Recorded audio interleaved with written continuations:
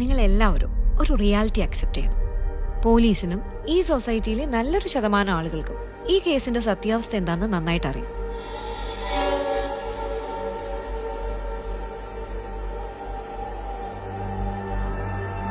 ഇയാളാളൊരു കില്ലാടിയാ. ചുമ്മാതാണോ പോലീസുകാർ പോലും ചൊല്ലു പറഞ്ഞത്?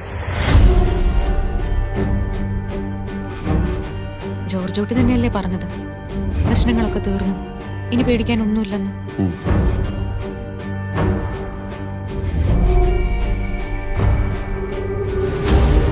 പോലീസിന്റെ രീതികൾ മുൻകൂട്ടി കണ്ട് കളിക്കുന്ന ഒരാളാണല്ലോ അയാൾ. അപ്പോ പോലീസുകാരും അയാളുടെ ഒരു ഫാനാണ്.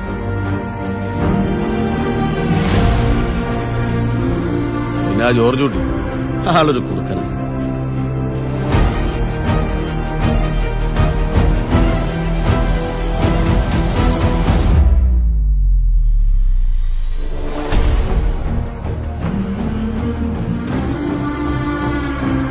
ഈ ആക്സിഡന്റ് കാര്യം എന്താ അവരോട് പറയാൻ പറ്റാത്തെ?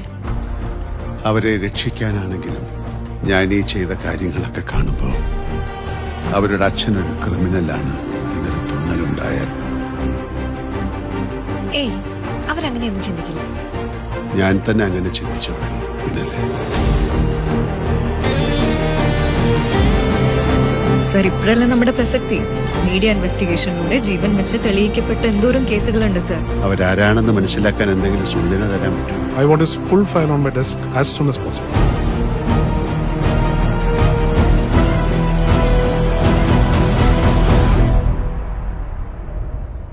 ഇനി അങ്ങനെയൊന്നും ചിന്തിക്കണ്ട, എല്ലാം കഴിഞ്ഞില്ലേ? കഴിഞ്ഞോ?